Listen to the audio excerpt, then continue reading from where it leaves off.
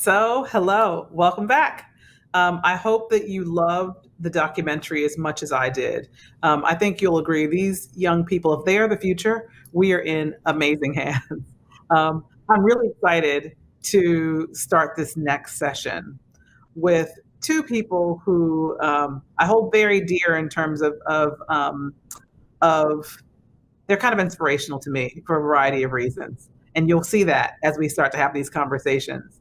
But I'm really excited to introduce two women who have been in this space for a long time, who've been in the space of managing talent, identifying talent, placing talent, both through their kind of corporate roles as leaders, but also now in different spaces, which they will talk about. I'd like to introduce first Mula Makobo Amagashi, one of my very good friends, Johannesburg, South Africa, and Valerie Irick Rainford, who is, what city are you in, Valerie? Because you could be anywhere knowing you. You could be in Florida. Are you in Florida or New York? Okay, you're in Florida right now. Who is in Florida, and me, who is sitting in Washington, D.C. Today, we're going to talk about the myth. Well, I think it's a myth that diverse talent, Black talent, talent of color is hard to find. I think it depends on what lens you're looking through, but we're going to have a bit of a conversation about that and really start to examine, I think, strategies for how you might find that talent, but also our experiences, the three of us on this panel, around why we don't necessarily believe that to be true. So, Valerie, welcome. Over to you. Thank you. Thank you for having me. So I've spent 30 some odd years in corporate America, the first 21 at the Federal Reserve Bank of New York, and the last 12 to 13 at JP Morgan. I would say the theme of my career was change agent. So I was always on the business side, managing a business, but in my spare time, as most people do, I was executive sponsor for something diversity related. So at the Federal Reserve, when I was there, I was actually running corporate real estate at the time, advocated for the first women's groups, helped hire the first chief diversity officer, did my first assignment around diversity analytics. I was always very curious around the numbers and representation of diversity. I was recruited to JP Morgan with that change management skills. So I joined right before the financial services industry collapsed and worked on everything from the Bear Stearns acquisition, WAMU acquisition, the Lehman going bankrupt, with JP Morgan Chase as one of its largest creditors. And all along the way, I was also executive sponsor for diversity. And about 4 years ago, when the chairman decided, pre George Floyd, decided that we needed to do more for Black talent inside the company, he established a role, said he was not looking for a diversity or an HR person, but a problem solver. And it was a perfect role for me. So I created and led for 3.5 years JP Morgan Chase's Advancing Black Leaders Strategy. 3 years in, we were breaking records. We had increased more Black executives on Wall Street than all five of our competitors combined. Um, and I started going out and talking to our clients, trying to share what we were doing. And I saw interest from those clients and wanting to replicate some of the practices that we had uncovered to identify diverse talent. And it became clear to me that there were more companies that wanted to do the same. And so I started my own consulting firm, Ellery Talent Strategies, and now I advise CEOs and boards across multiple companies on how to establish strategies that advance all diverse talent, but with a specific expertise and focus on Black talent.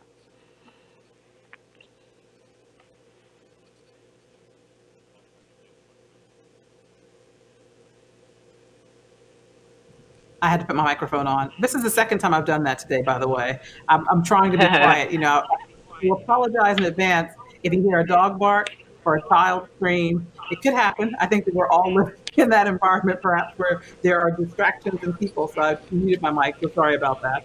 Um, but I wanted to just kind of set again the frame a bit for this. So, I'd like to talk about the changes that you've witnessed as a result of George Floyd, but I think there's been a tide shift. I mean, Valerie, you talked about the fact that, 4 years ago, when you were at JP Morgan, there was already a conversation about how you ensure that you attract and retain more senior Black talent, for example, but Black talent more holistically as well. Um, but I want to talk about how things are changing, the changes in structure, right? The willingness to have conversations that we weren't able to have before. The opportunity, for example, for Black talent and talent of color to flourish at a time when, frankly, they're very sought after on a number of fronts.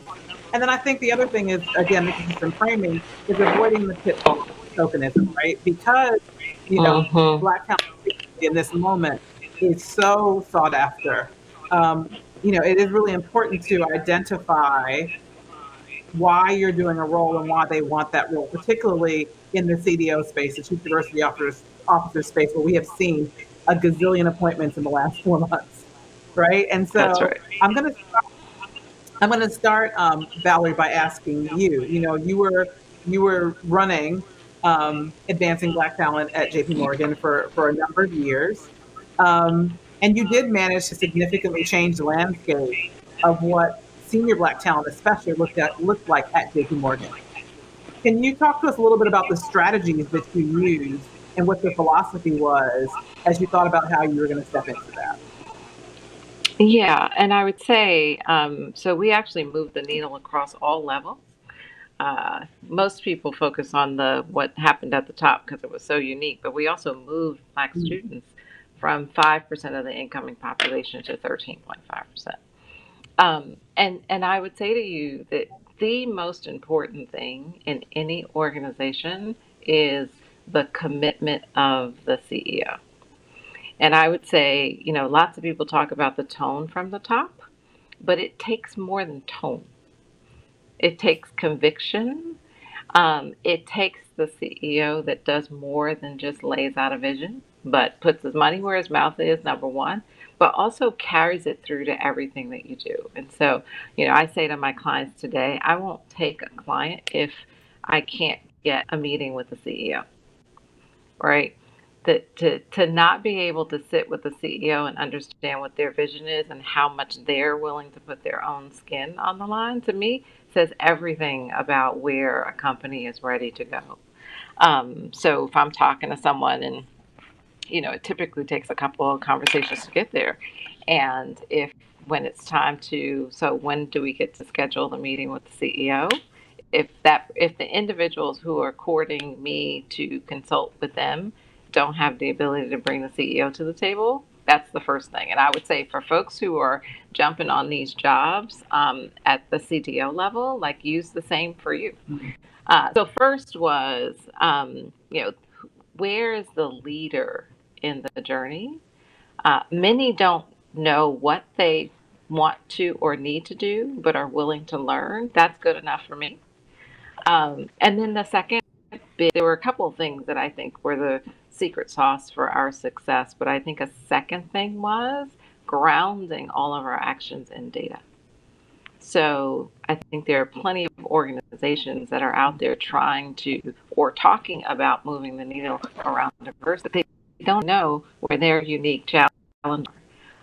So knowing where the gaps are specifically, creating success measures around those gaps, and driving your solutions in that space is really pretty clear. And maybe if I gave you a third one of my secret recipes, and it's intentionality, right? Like someone's got to own the strategy, and typically, and meaning someone who's a business leader needs to own the strategy.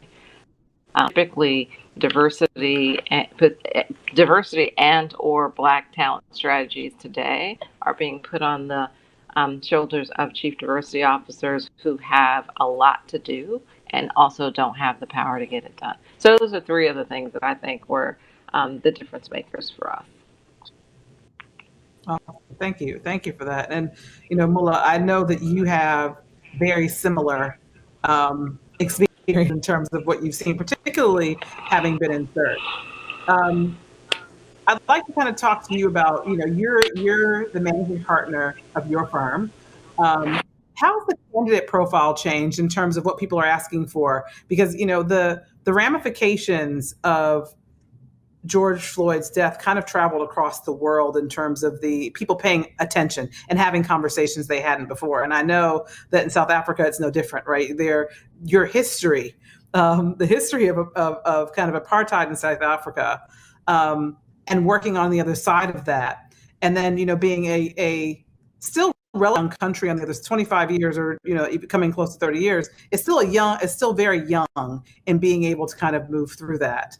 Um, so when you think about you, right, and you think about your experience, um, can we talk a little bit about the issues of transformation, especially with regards to race and gender, and how high they are on the agenda for South Africa, and how organizations have fared with regard to attracting and retaining Black executives? Does the myth that a competent Black talent is non-existent still thrive there?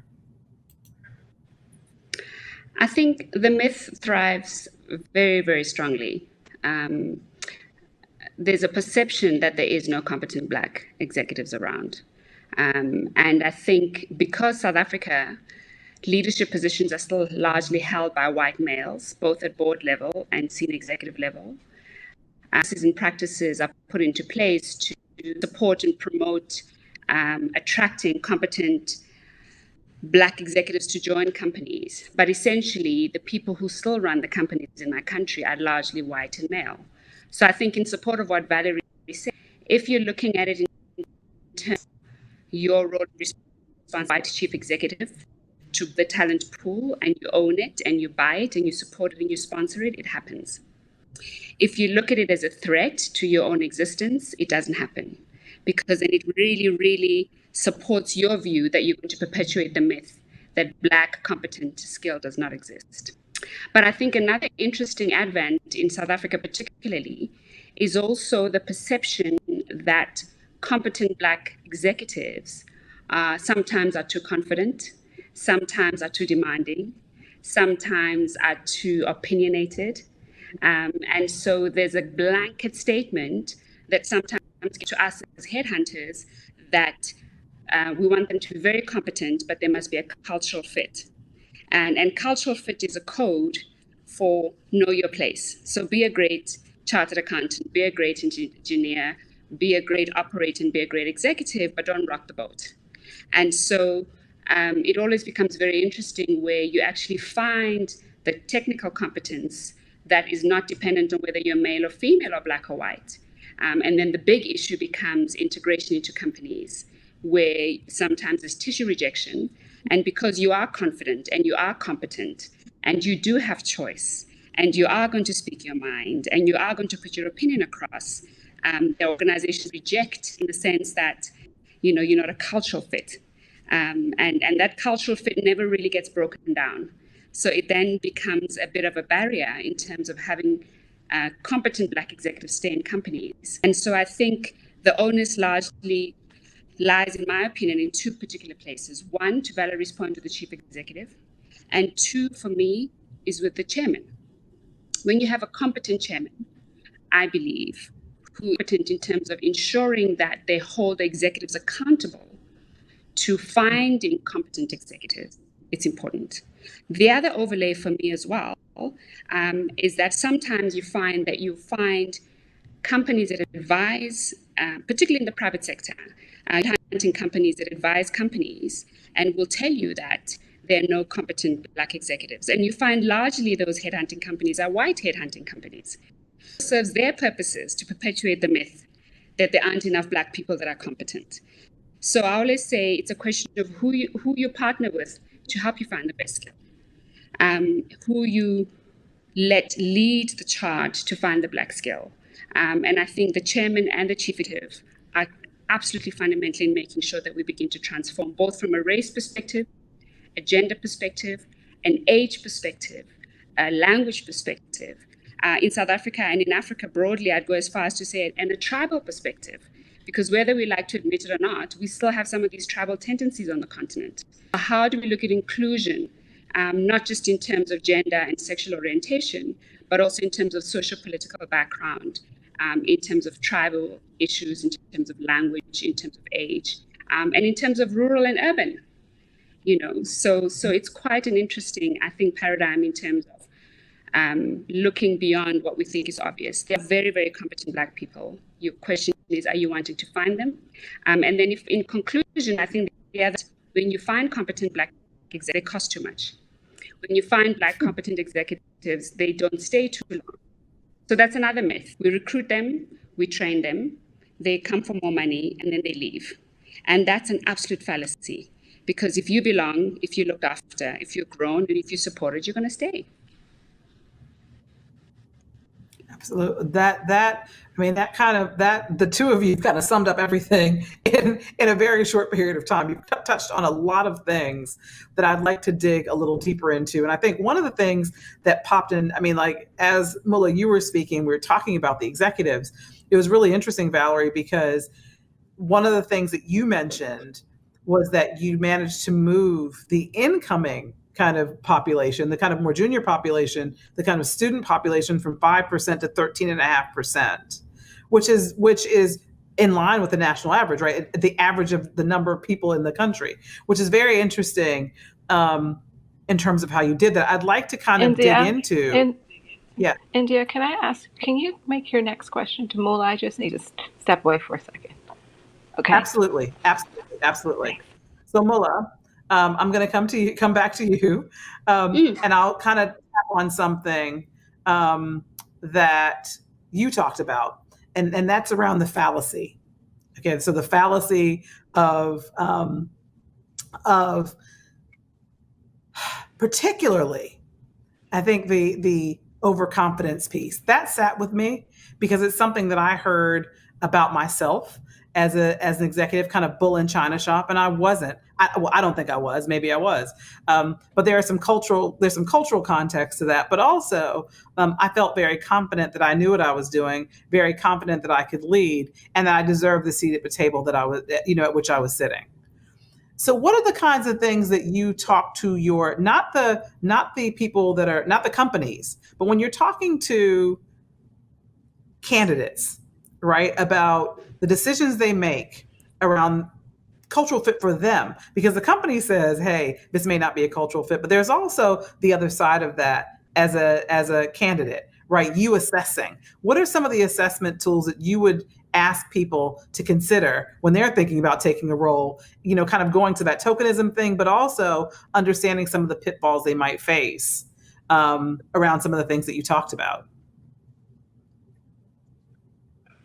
And that's an interesting question, because I think one of the issues is that I think there's a lot of Black executives in South Africa particularly are fatigued about being the first Black.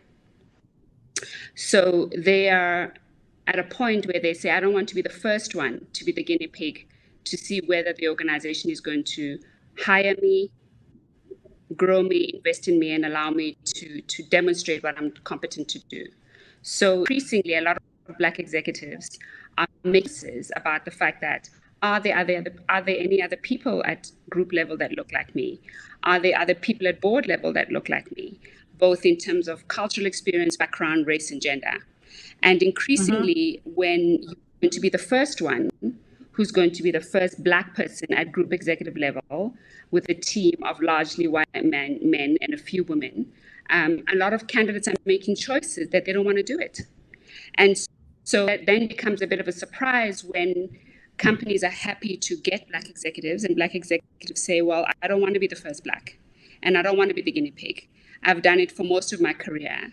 And frankly, I'd like to join a company. You've already demonstrated that you have done this, and I'm not the first one to be your experiment. Because I know the pain of having to change perceptions. I know what it's taken out of me personally, both emotionally, professionally, and otherwise, to just prove to you that I'm actually worthy of being here. Because it's not just about performing and knowing that I have the right education, the right background, but it's the daily struggle of having to prove to everybody every single day that I belong here.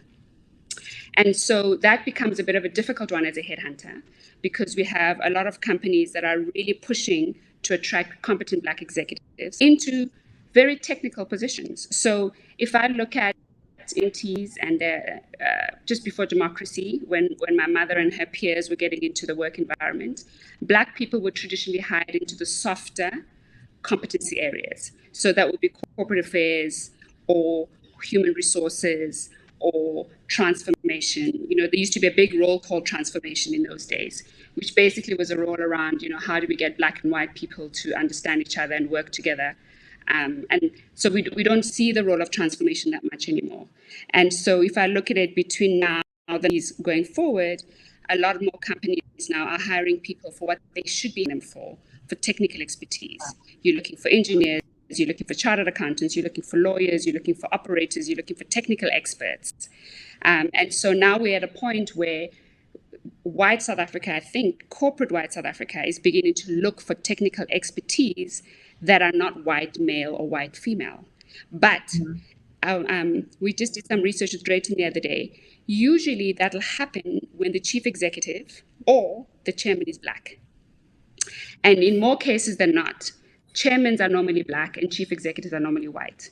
So if you have a very strong chairman, and strong in the sense of competence, confidence, has a vested interest in transforming and leaving a legacy of a competent company, a highly performing driven company, because sometimes I think we forget that it's not just about color, race, and gender, but it's about commercial success. So you want to have a commercial organization that also happens to be very diverse in gender, age, and the rest. And so when you have competent chairmen that are technically astute, confident, competent, and are willing to really push the organizations to transform, you typically find that those competent chairmen, and I use chairman loosely as in men or women, will then make sure that you hire best class, strongly qualified Black executives into senior positions. And usually they'll provide the buffer to make sure that they don't get intimidated or bullied when they get into positions and they forget their place and they speak out of turn. They really begin to shake up things and ask for their place at the table. I love, that's something that we certainly need to talk about in the next. I'm going to go to Valerie for a second, but I want to come back to that because there is something about, and I'm not necessarily a fan of the word sponsorship. To some extent, it kind of frustrates me, but there is something about having folks who are prepared to lend their voice on your behalf and ensure what you experience is, or that you have the support to make the decisions that you need to make. It's kind of supporting your leadership.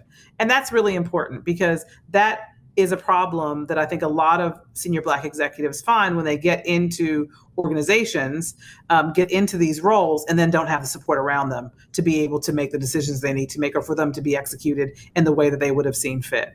So I do want to come back to that. Valerie, we're going to go back to you. I'd like to go back to, you were talking about the fact that you were able to move the student population from 5% to 13.5% when you talk about bringing people in, which is pretty important in terms of thinking about pipeline, right? So my question for you is twofold. The first one is how you actually made that, what are some of the things you did to get from 5 to 13.5%? The second thing is what do you need to do to retain those people so they become a part of a valid pipeline of leadership into the organization over time? Because people come in, but how do you keep them? So I'll leave that with you to see what you have to say about that. Yeah. So first, I'm going to come back to this point that I made about data analysis.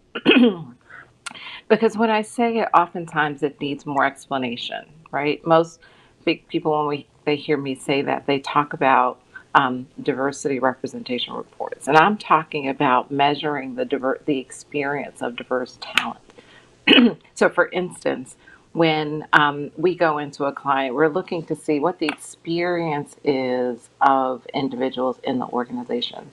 In the case of the Black student increase at JP Morgan, the first thing we did was we started to read some of the reviews, right? Like, that's data. What are the reviews saying about what these students were experiencing?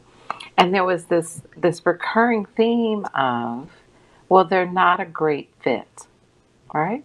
So either when in the application process, something about them is a not nice fit. They come in for internship, that it's not the right fit.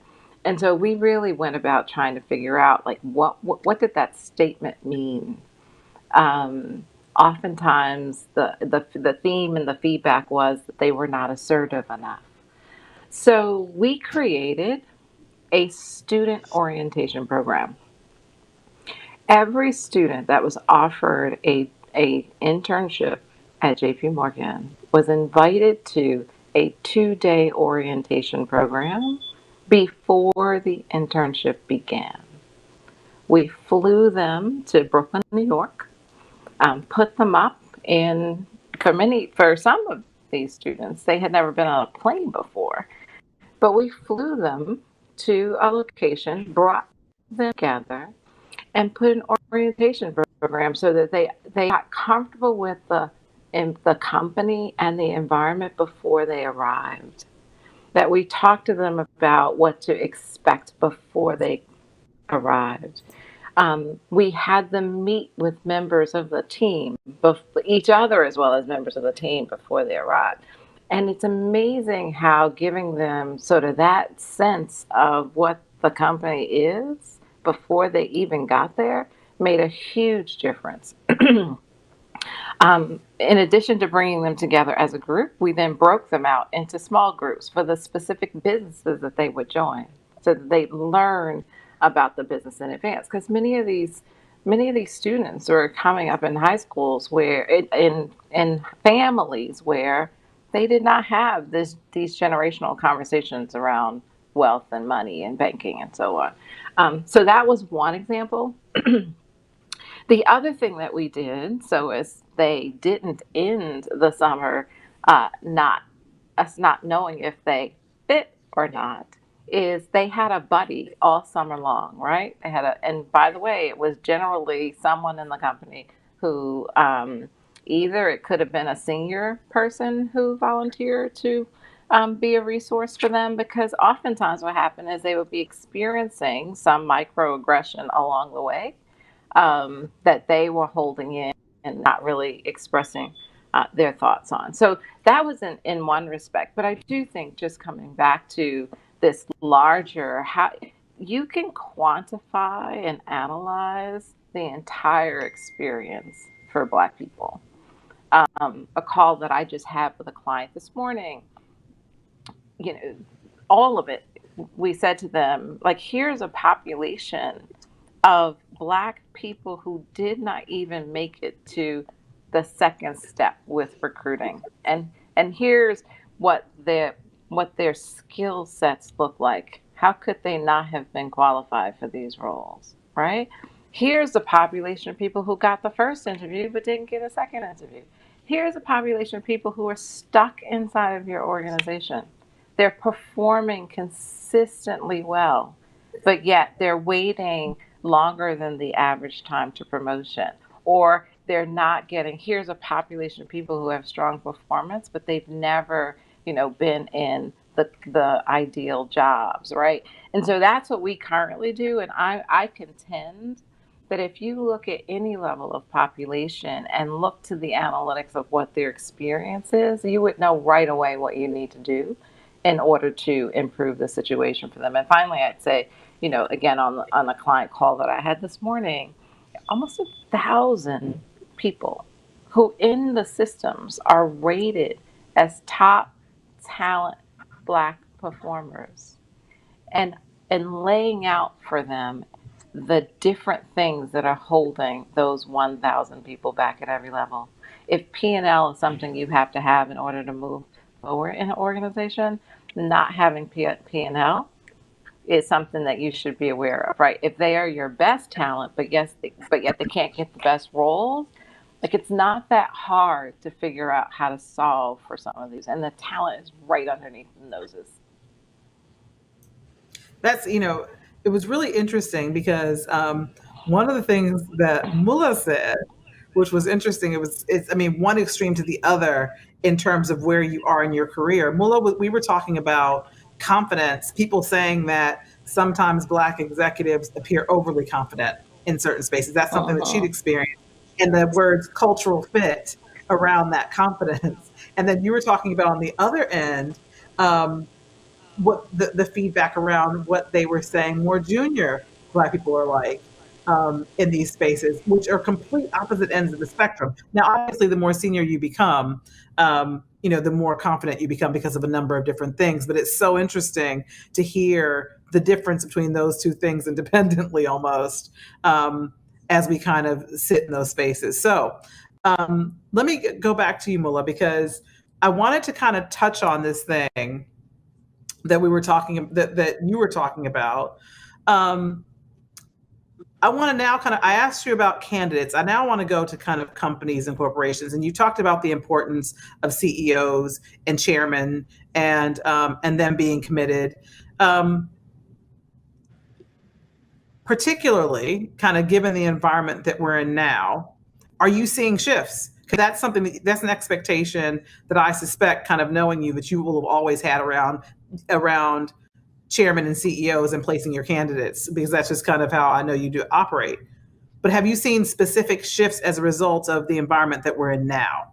Are you seeing requests for more Black talent, or people wanting to find more Black talent, or is that not something that's happening as much in South Africa?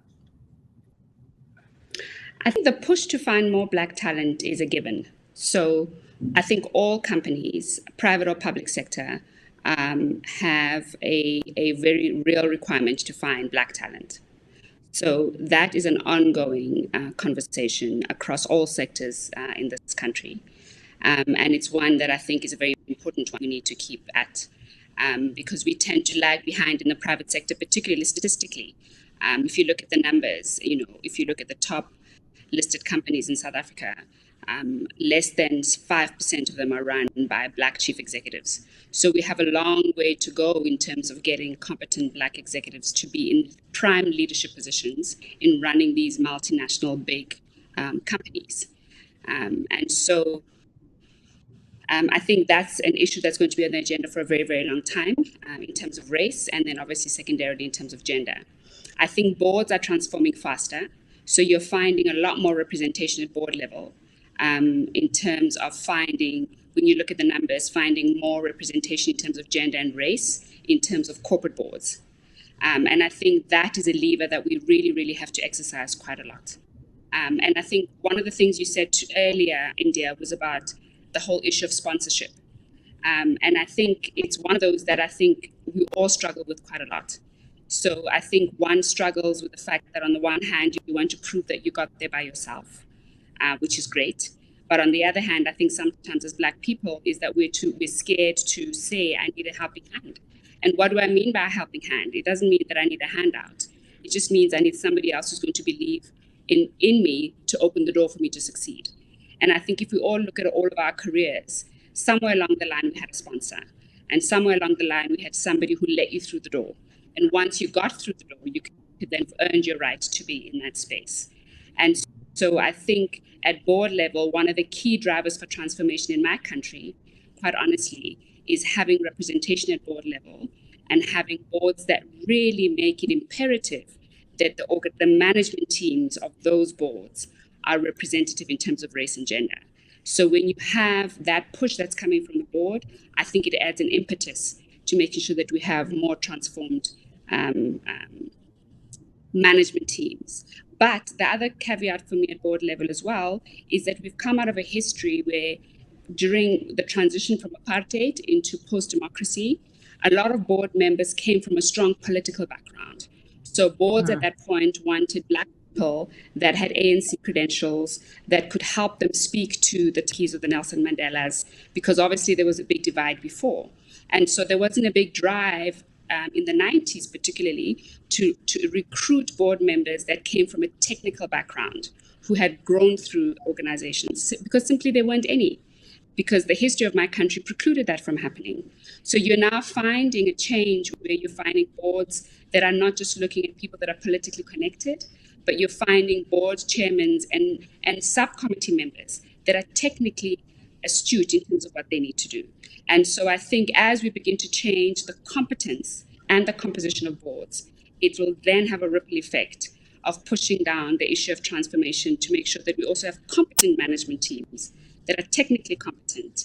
And obviously the ripple effect then is that you then begin to run highly efficient, profitable, commercially viable organizations. But those organizations have to be relevant in a social, economic, political environment. So the more diverse the company is, both technically and otherwise, the more relevant it is in understanding its markets and understanding its customers, and therefore leading to promoting profitably healthy organizations. Yes, I mean that is, I mean, the whole conversation about, you know, management teams and boards, leadership teams and boards, the difference between the two. I mean, I think here in the US we're seeing something quite different, where suddenly, as a result of kind of the post George Floyd world, I think I've seen probably 5 appointments of Black people to boards every week, frankly, which was one of the things that drove me to thinking about avoiding the pitfalls of tokenism and not being, and I think that we deserve to be there, don't get me wrong. And I think we absolutely deserve some of those seats without question. The question is just how quickly it's happening and what that looks like and what that means.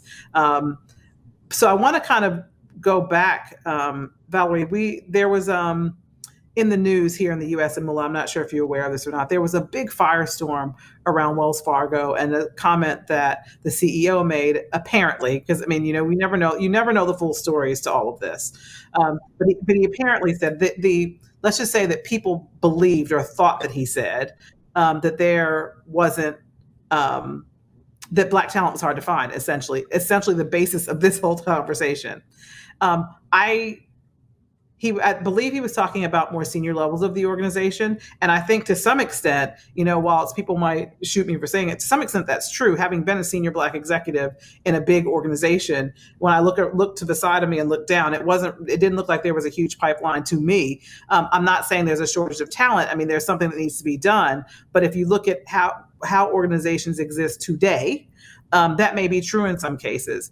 Valerie, what are your thoughts just about how we first, you know, do you, in your seat, because again, you were looking at the landscape, you were looking across industry at Black talent when you were talking about how you might shift that for JP Morgan. Did you find that it was hard to find talent? Did you have to change any of the criteria in terms of bringing those people on? Did you have to get people to think about people differently? Or was it just, you know, they didn't know where to look? Yeah. And I would say, even post JP Morgan, it could be industry driven as well, right? There's some industries where there might be a limited pool, but I do think your point that, do you have to look at the requirements differently, not lower? No one's asking you to lower the requirements, but looking at them differently. So, for example, one of the things that I encourage there, and I encourage my clients to do, is think about certain skill sets. So, finance being one. We were going after people who had finance skills in banking. You can change how you think about finance, right? And think about someone who's non-finance, and we did that. Maybe they don't come in directly to a CFO role, but they come into a role where they get to know the company, get to learn banking regulations, and can move into a CFO level role. That's just one way to think about it, right? The same often existed when you talk about credit risk roles, right? Is it someone who might have underwriting experience? How do you think about the combination of experiences that they've had?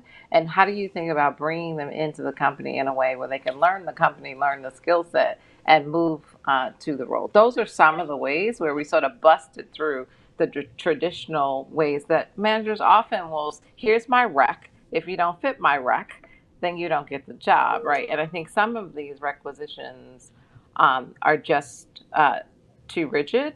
And the second is that oftentimes, particularly at the senior level, when those roles are getting filled, they're getting filled by people that you know. And oftentimes, the recruiters nor the hiring managers know people who look like us, right? So I think it's sourcing differently. Like, where are you going to look for the talent? What restrictions are you taking when you go looking for the talent? And I think to point Mula was making is you can't just go get us. You got to support us once we're there, right? Because the most organizations that I have been in, there's an organic, natural level of support that comes with sameness, right? So the white women are going Mm, to throw their arms around the white women who join, right?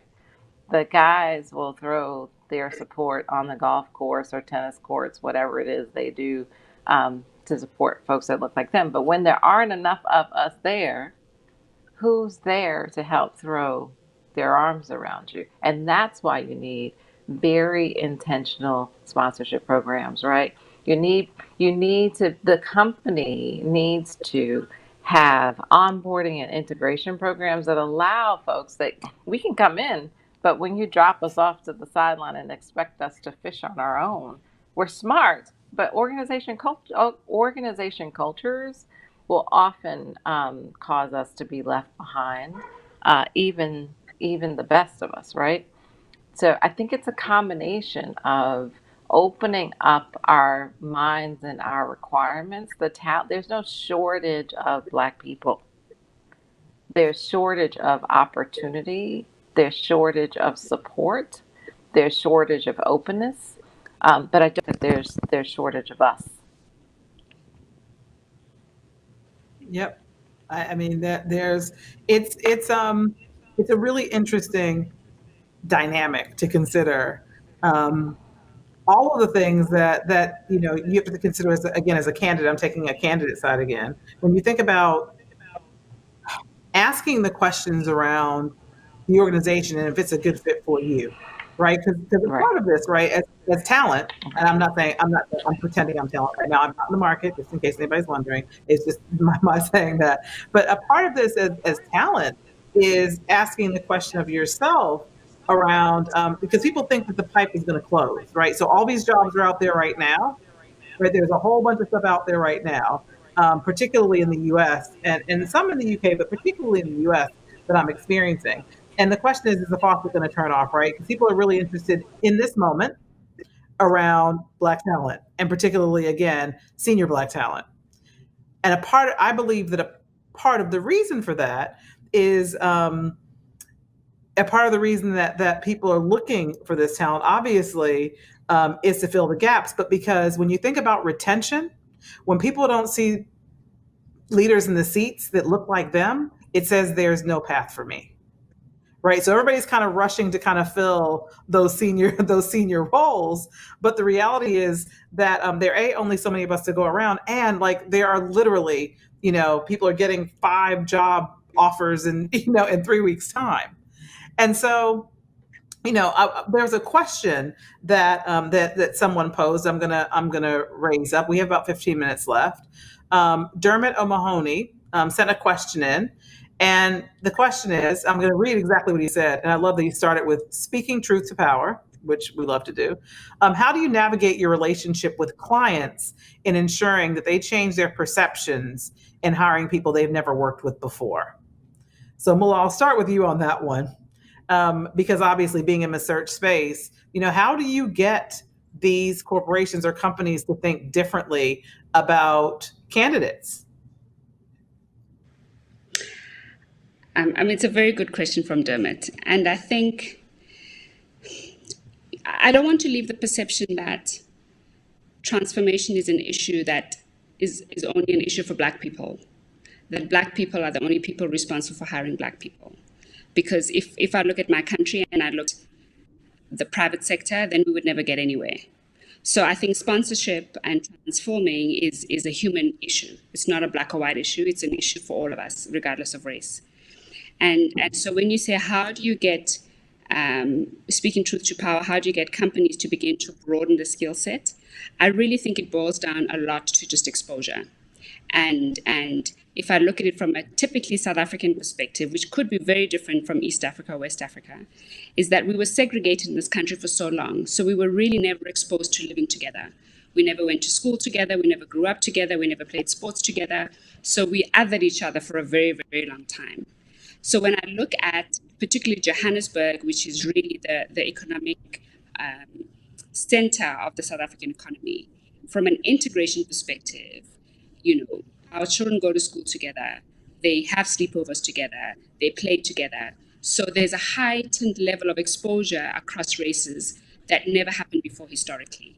And so I think perceptions then begin to change, because if little Johnny can play with Sipho, and Sipho actually comes from a good family, even though I've never known the family before, we begin to change perceptions in terms of making sure that that little Johnny, who is Sipho's friend, maybe Sipho deserves an opportunity to get a job when he gets older, because he's played with my kids, he's slept over, I get to know him. And so I think transformation really is not just limited, in my country particularly, to just the corporate space, but also us living and working together. And then we begin to sponsor it and realize actually that at the end of the day, we all need each other, and it works for all of us to support and grow these big companies together. And if I look at the difference, particularly in South Africa, there are two different, we're one country, but two different countries. So if I look at Cape Town as a country, and it's not a country, it's a city, and I look at Johannesburg as a country, and it's not a country, it's a city, there couldn't be more different. So from a race and gender perspective, Cape Town is probably one of the most alienating cities in my country around race and gender, where Black people systemically, even in this day and age, find it very, very difficult to work in corporate South Africa and to succeed in corporate South Africa. Boil it down to the fact that from a socioeconomic perspective, the integration in Cape Town is so backward in terms of what happens in Johannesburg. So we still live in such, we never really integrate socially or otherwise. And so the integration is not just in terms of commercially integrating, but just in terms of growing up, living as neighbors, going to school, playing sports, eating together. Cape Town is one of the most beautiful cities in the world, but one of the most difficult and most painful cities to live in as a Black person. Having gone to university there, and I look at my children who are now at university now at 23, my experience 20 years ago and their experience 23 years later is no different, and it's the same city. And so I think that whole issue of sponsorship and getting companies to transform, I really think lies quite fundamentally in just the ability or the opportunity for people to live together across race, to be able to grow up together across race, to be neighbors and to eat and break bread. And I think that then begins to create a harmonious environment for us to think, if we can live together and eat together and play together, then maybe we can work together. Awesome. So Valerie, I'm going to throw that to you, but with a twist. A slight twist, nothing too crazy. But I wanted to ask you that same question about how you navigate your relationship with your clients, because you have a number of clients all across this space, and ensuring that they change their perceptions and hiring people they've never worked with before, except that you have a very interesting data model, right? And I suspect that a part of that for you would be how you use that data. So can you answer that question, but kind of talking about your data model and why that's important and why people need to go to the data? And I'd really like you to go over again what the data is, because again, I think people have been looking at the wrong thing in terms of trying to measure. So if you can answer it that I'd be grateful. Right. Well, I want to start by saying that, back to Dermot's question too, how do you penetrate clients that aren't used to seeing you? I think it comes back to the leaders within the organization. Sometimes they have to make the intro of us. They have to make it clear to the client that this is our guy, right? And I think that sort of it's a segue into your question specifically for me, and that is, I don't market what I do. Thank goodness I haven't needed to. But when one CEO sees my data model, it's very easy for them to mention it to their friend, and next thing you know, my phone is ringing from that, right? So I think the data model proves itself, and it becomes the thing that one CEO will say to another CEO. That's how I've gotten all of my business.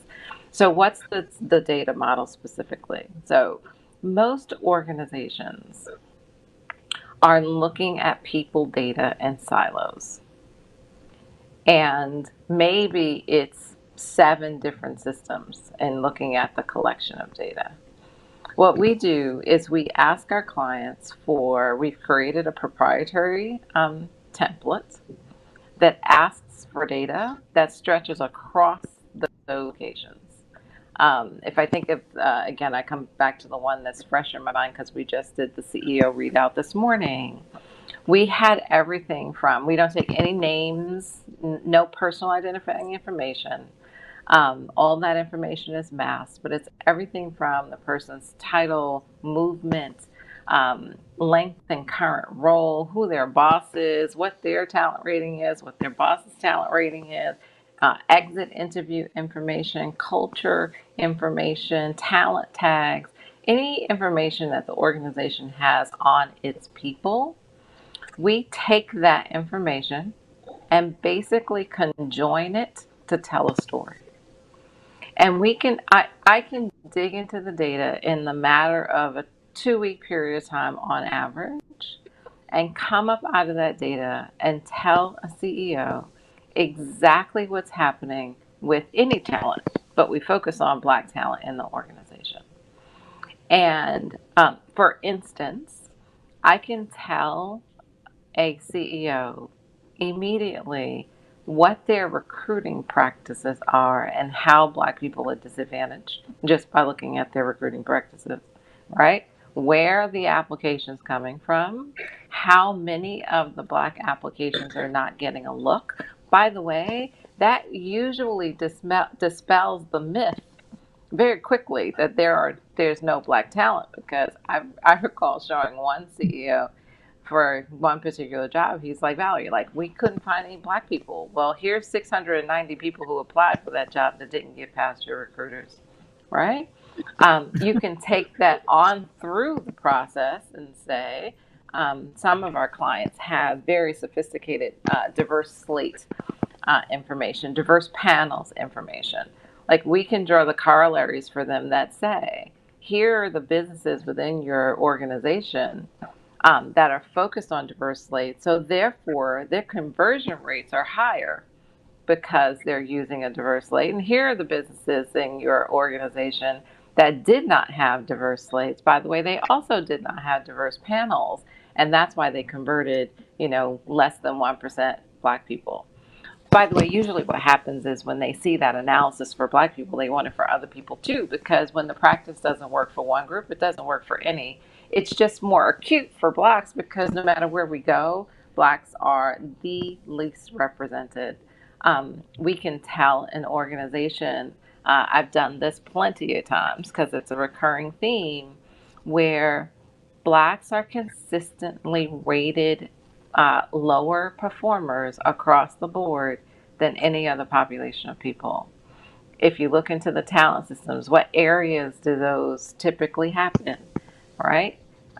Leadership might be one. So I say, companies will tell me that, Valerie, we have great data. Our data is phenomenal. We're looking at the data, until they meet us and they realize that they may be at data, but they're not gathering any information out of the data that gives them actionable things that they can do to solve the problem.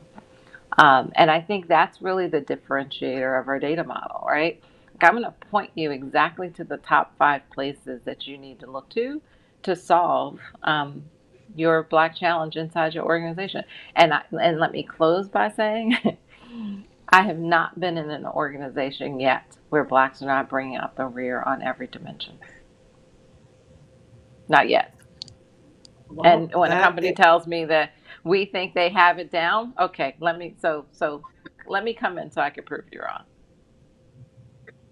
And that's, that it's refreshing to have those data points, but painful to hear them. I mean, it's refreshing because we know that there's work to be done and that we can say, this is what it looks like and here's what we do. But it's also depressing that we're still having this conversation in 2020 in this way, and that we haven't been able to move forward. I mean, I think again, and I, not to belabor the point, but the death of George Floyd sparked a whole lot of conversations that needed to happen that we've been yearning to have. But I think it's important to also understand that it took us 400 years in the U.S. at least to even get to the point where we can have the conversations we're having now societally, and then we have an expectation to have them in organizations as if they have the toolkits to do that. And so there's a lot of work to be done.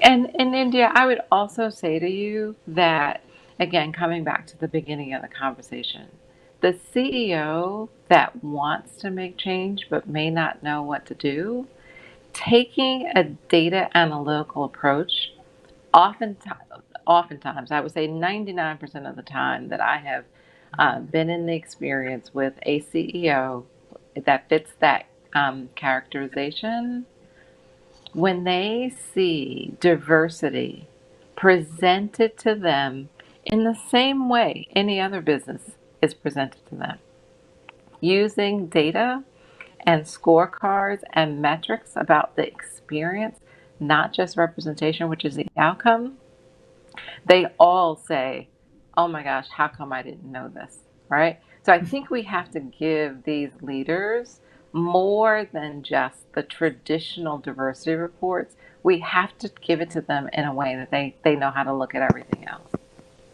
Absolutely.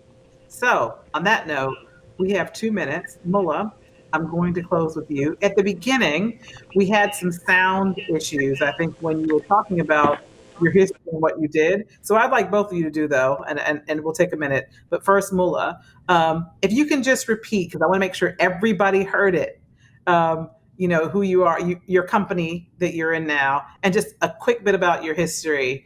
I would love that, because I want to make sure everybody heard it, because I'd like for people to know where to contact both of you, considering, what you do in these spaces, and that whilst, Mullah, you sit in South Africa, you're well known in a number of places, not just South Africa, East Africa, West Africa, the UK. I mean, there's lots of places. So I'd like to be able to just do that, if you would, just for a moment, just kind of remake sure everybody heard who you were. And Valerie, I'll do the same with you in just a moment. I know people did, but I just like to make sure I close with people knowing where to find you and who you are. Thanks, India. So I currently run as an executive search company or advisory company. We have 4 major competencies. I think the first one is executive search. We do work at board level and senior executive level. Executive assessment. So we assess executive teams, look at how well they work together, both in terms of technical competence and also just in terms of team synergy. We have a coaching business, so we focus on executive coaching. And those are the 3 areas: executive search at board level, executive level, coaching, and assessment. Our work is really quite international. We have an office in London, we have an office in Bordeaux, we have an office in Ghana, we have an office in South Africa. And we support, I think, a lot of companies that are looking to find diverse talent to bring, particularly on the African continent. My passion is the African continent. So doing work across East Africa, West Africa, Southern Africa is really what I really, really love, both across phone and Lusophone Africa, which is why we have an office in Paris, and one of my main partners, Bertrand, sits in France. And that's what we really do love. We love to do. Most companies, obviously, the whole issue of localization in Africa is big. The days of bringing in expatriates to change the fortunes of Africa, I think, gladly are behind us. So we're looking for Africans to bring back onto the African continent, most of them sitting in Europe or in the US, for them to really come home and begin to change the fortunes of their own countries. So there's a lot of work that we do, particularly for multinationals that want to find African to run their companies. And so diversity, I think, in terms of nationality, in terms of race, in terms of geographic location, is something that I think as a company, as Drayton Glendower, is that something that we're passionate about and we focus on. And so that's what we do. And in terms of my background, I was a management consultant at Accenture for 8 years, which is where I started my career.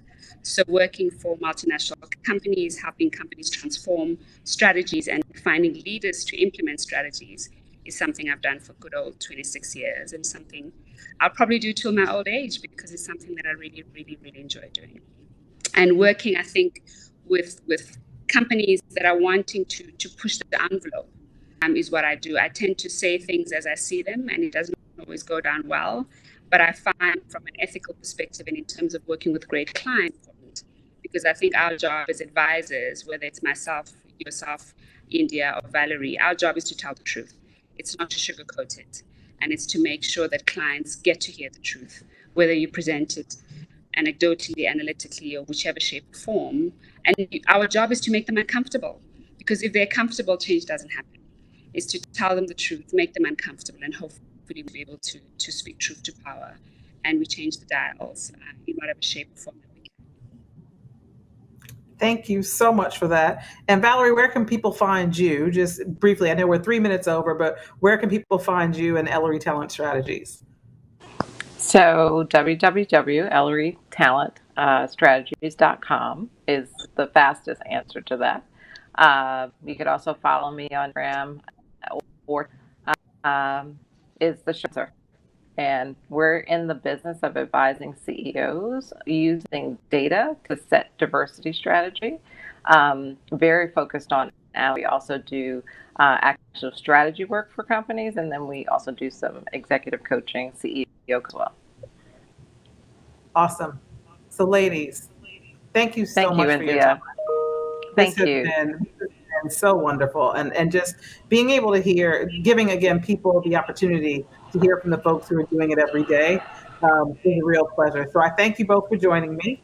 I'm going to give you Thank back you. your time so you can go back to your busy work lives, I'm sure. And I'm just going to close with a message to all of you who've watched today. Thank you for coming to and watching the Town Hall Summit. We had a great first panel. Actually, fireside chat with me and Steve Hammond. Then we had the first panel, which was the C-suite spotlight. Best in Class. We had the wonderful documentary, part 1. Part 2 is tomorrow. Please come back and watch part 2. The young people are equally as amazing. And we're closing today with the myth: hard to find diverse talent. Thank you all for joining me. I will see you tomorrow. Mula, Valerie, have a great day. Everybody have a great day. See you tomorrow. You too. Thank Thanks, you. India. Bye, Mula. Bye-bye. Bye.